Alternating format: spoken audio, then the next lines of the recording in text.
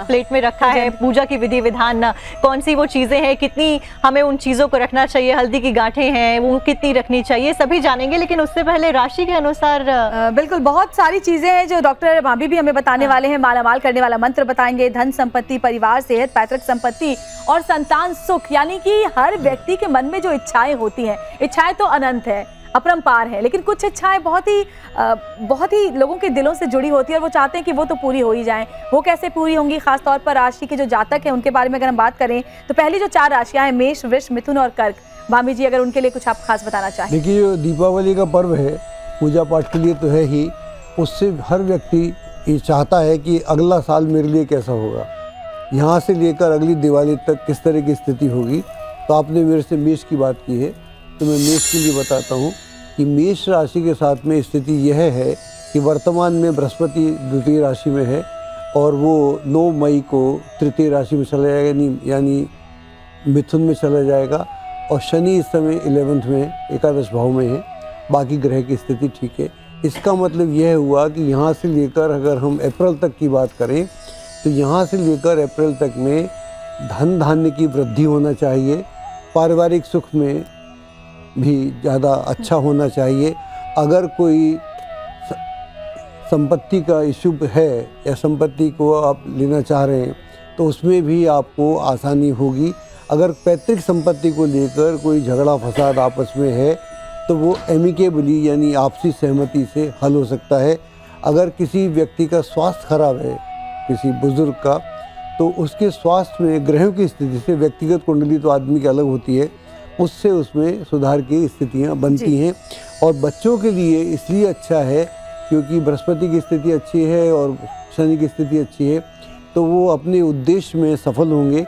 अगर वो विदेश में जाकर या उच्च शिक्षा के लिए, किसी और नौकरी वगैरह के लिए प्रयत्नशील हैं तो उसमें उनको सफलता प्राप्त होगी, पारिवारिक सुख में वृद्धि होगी।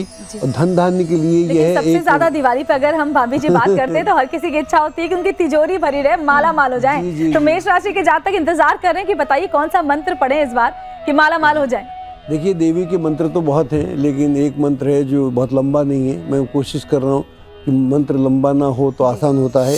ओम श्रीम ह्रीम क्लीम श्री सिद्ध लक्ष्मी नमः। श्री सिद्ध लक्ष्मी नमः जी। ओम श्रीम ह्रीम क्लीम श्री सिद्ध लक्ष्मी नमः। अगर इस मंत्र का आप 108 बार जाप कर लें आज के दिन, दिवाली के दिन, और अगर इसे आदत बना लें कि लक्ष्मी के साथ एक और बात है, लक्ष्य से लक्ष्मी प्राप्त होती है। जब हम लक्ष्य साध लेते हैं तो मंत्र का अगर आप लक्ष्य साध लें कि जो आप लक्ष्य आज साध रहे हैं और इस मंत्र को आप नियमित रूप से डेली करेंगे तो आप देखेंगे मालामाल हो जाएंगे। मालामाल तो बहुत जल्दी। मंत्र को दीपावली में किसी भी टाइम कर सकते हैं या फिर नहीं, दीपावली पूजा के टाइम में कर सकते हैं। उसके बाद तो ये मंत्र है कभी भी रोज अपनी आदत बना लें। और मंत्र का नियम होता है, कोई भी नियम हो, सुबह के वक्त करें, शाम के वक्त करें, कोई नियम बना ले। लोग काम करते हैं उस हिसाब से करेंगे तो ज़्यादा अच्छा रहेगा। वृष राशि के जातकों के लिए वृष की बात करते हैं तो वृष की स्थिति में थोड़े ग्रहों की स्थिति की बात कर लेते हैं। वृष में क्योंकि धन के लिए जो मेन ग्रह है वो बृहस्पति है, तो बृहस्पति और चूँकि बड़ा ग्रह भी है, एक राशि में साल भर रहता है, तो ये वृष राशि में है तो ये अच्छा है। यहाँ से शनि की स्थिति देखें तो वो 10वें भाव में चला जाता है और राहु भी एकादश भाव में है, तो मेन ग्रह काफ़ी अच्छे हैं। तो इसका मतलब यह हुआ कि आपको कार्य तो करना पड़ेगा, मेहनत तो आपको करनी पड़ेगी। अगर आप अपने मेहनत करते हैं, नियमित रहते हैं और सतत अपने प्रयत्नों को करते हैं तो निश्चित तौर पे जो भी आपका उद्देश्य है, जिस उद्देश्य के लिए आप काम करना चाहते हैं, उस उद्देश्य में चाहे उद्देश्य बड़ा भी हो, लेकिन जितना बड़ा उद्देश्य है उतने ही बड़े प्रयास होने चाहिए। हम उद्देश्य तो बड़ा बनाते हैं लेकिन प्रयास हमारे उतने उसके अनुरूप नहीं होते। मंत्र भी। और कौन से मंत्र हैं जिनका हमें उच्चारण करना चाहिए? मंत्र तो मैं इसके लिए बड़ा सिंपल सा है कि धन धान के लिए बहुत अच्छा है ये, और इसके लिए बहुत ही साधारण मंत्र है, धनाय नमो नमः। धनाय नमो नमः कोई भी कर सकता है। ये तो हर राशि के जातक कर लेंगे मुझे लगता है। धनाय नमो कर सकता है क्योंकि बड़े लंबे मंत्र हो जाते हैं तो वो हो नहीं पाते। अभी पंडित जी ने भी इसी बात का पे विचार किया था कि मंत्र अगर हम लोग तो कर लेते हैं, लेकिन जिन लोगों को अनुभव नहीं है उनके लिए थोड़ी सी मुश्किल है। मिथुन राशि के जातक इंतजार कर रहे हैं अपनी बारी का। देखिए, मिथुन की जहाँ बात करते हैं तो यहाँ पर जो चूँकि दिवाली की बात है, दीपावली की बात है, तो बृहस्पति की स्थिति बहुत अच्छी नहीं है, कम से कम 9 मई तक, क्योंकि ये 12वीं राशि में है।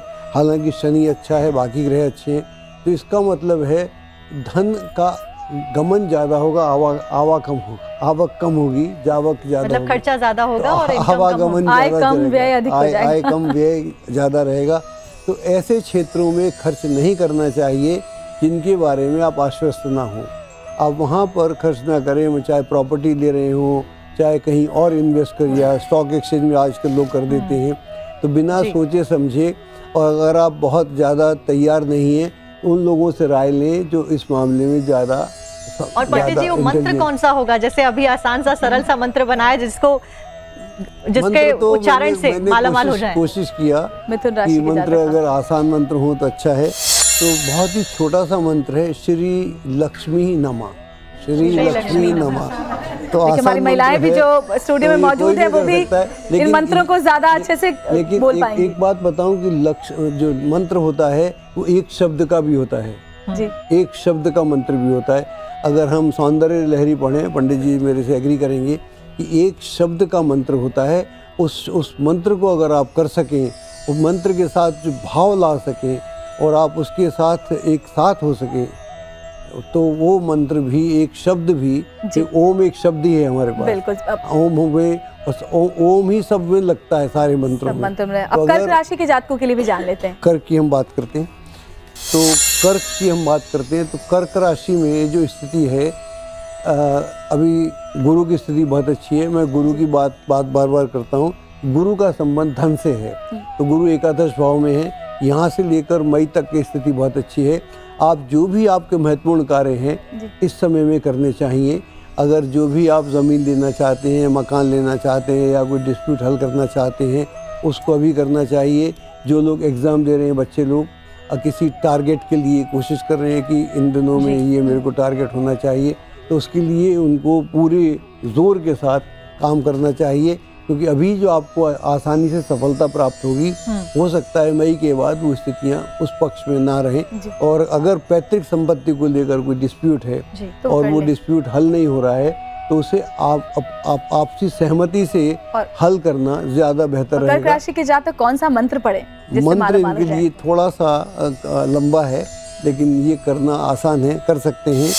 ओम ह्रीम ह्रीम श्री लक्ष्मी वासुदेवाय नमः। बड़ा सिंपल ही है वैसे। ओम ह्रीम ह्रीम श्री लक्ष्मी वासुदेवाय नमः, इस मंत्र का आप जाप करें।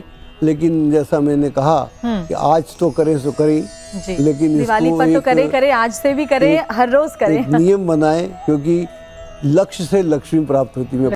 हम बात करते हैं, आपने बोला सिंह की, तो सिंह राशि से जो स्थिति बनेगी, बृहस्पति अभी 10वें भाव में है, शनि 7वें भाव में है, बाकी ग्रह अच्छे हैं। तो सिंह राशि वालों के लिए यह समय बहुत ही अच्छा है और आप अपने लक्ष्य को आसानी से प्राप्त कर सकते हैं।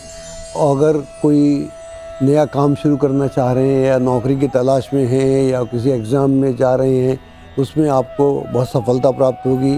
वर्तमान व्यवसाय का विस्तार हो सकता है और किसी नए व्यवसाय में शुरुआत भी हो सकती है। अगर आप विदेश में जाकर कोई काम ढूंढना चाह रहे हैं या एजुकेशन के लिए जाना चाह रहे हैं, उसके लिए अच्छा है। बच्चों के लिए अच्छा है और प्रॉपर्टी खरीदने का योग बना हुआ है और यह कार्य अगले अप्रैल से पहले होना चाहिए। तो प्रॉपर्टी का भी योग है कि जो भी आप बिल्कुल। और कौन सा वो मंत्र होगा सिंह राशि के जातकों के लिए जिसके उच्चारण के साथ में वो मालामाल हो सकते हैं इस दीपावली? इसमें क्या है कि हम अभी तक सिर्फ लक्ष्मी जी के मंत्रों की बात कर रहे हैं, लेकिन चूंकि इसमें गणेश जी का बड़ा महत्व होता है और गणेश जी को हम इग्नोर नहीं कर सकते। लक्ष्मी के मंत्रों की तो हम बात कर रहे हैं, तो हमको लक्ष्मी के मंत्रों के साथ, मान लीजिए अगर आप कोई विशेष मंत्र नहीं करते तो हम लक्ष्मीनाय नमः, ओम लक्ष्मी नमः, इसको भी करें।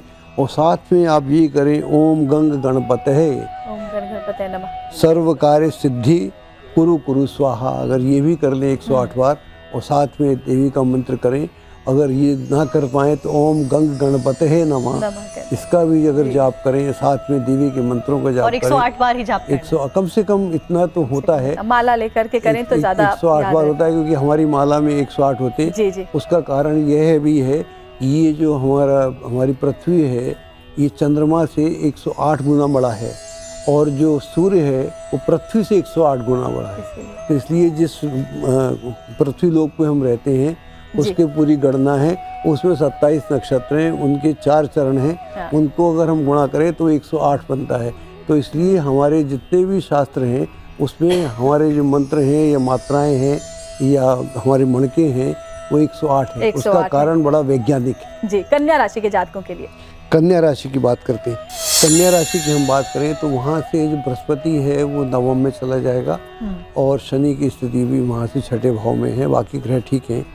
तो नवम भाव में शनि है, बृहस्पति है, तो भाग्य आपका साथ देगा। जब भाग्य आपका साथ देता है तो फिर ऐसा कोई कार्य नहीं है जो हो नहीं। जब भाग्य की हम बात करते हैं तो भाग्य देश में भी पनपता है, भाग्य विदेश में भी पनपता है। तो अगर आप यहाँ रह के कुछ करना चाहते हैं तो उसमें आपको सफलता मिलेगी, और अगर आपके प्लान में है कि मैं विदेश में जाके पढ़ना चाहता हूँ या अपने बच्चों को आगे भेजना चाहता हूँ तो उसमें आपको सफलता प्राप्त होगी। और जो भी कुछ रुके हुए कार्य हैं जो बीच में किसी कार्य से नहीं बन पाए थे उनके बनने की पूरी संभावना है। इस दौर में आपके संबंध हैं नए लोगों से बनेंगे। और कौन से वो मंत्र होंगे जिससे रुके हुए कार्य उनके शीघ्र पूरे हो जाएं? तो सीधा सा मंत्र करें कि ओम लक्ष्मी नारायण नमः, ओम लक्ष्मी नारायण नमः करें तो इससे भी आपका काम चल जाएगा। बिल्कुल। और अगली राशि के जो जातक है तुला राशि के, तुला राशि की हम बात करते हैं तो तुला राशि में जो है वहाँ पर जो बृहस्पति की स्थिति है, अष्टम भाव में बृहस्पति है, तो अष्टम भाव का बृहस्पति बहुत अच्छा नहीं होता। तो यह बृहस्पति थोड़ा सा नेगेटिव है। इसका मतलब यह हुआ कि हमको यहाँ पर थोड़ा सावधानी बरतनी पड़ेगी। अगर आपका धन कहीं अटका हुआ है तो वो आसानी से आपको मिलेगा नहीं, उसको मिलने के लिए आपको थोड़ा सा प्रयत्न करना पड़ेगा, और उसके लिए हो सकता है कि आपको केस वगैरह करना पड़े या प्रेशर डालना पड़े। तो प्रेशर वगैरह डालेंगे तभी आपका कार्य बनेगा। और इन्वेस्टमेंट बिना सोच समझ के नहीं करना चाहिए। उन लोगों से अवश्य राय लेना चाहिए जो इस काम में निपुण हो। जो निपुण ना हो उनसे आप ना करें, और रिस्की काम में भी ध्यान रखना चाहिए। और इसमें आपको कोई घर में कोई बीमारी जैसी स्थिति भी हो सकती है, कोई अस्वस्थ आदमी हो घर में तो उसका दिक्कत हो सकती है। तो इस सबसे बचने के लिए कौन से मंत्र का उच्चारण किया जाए? मंत्र का इसमें थोड़ा सा बड़ा मंत्र है, वो करें ओम श्रीम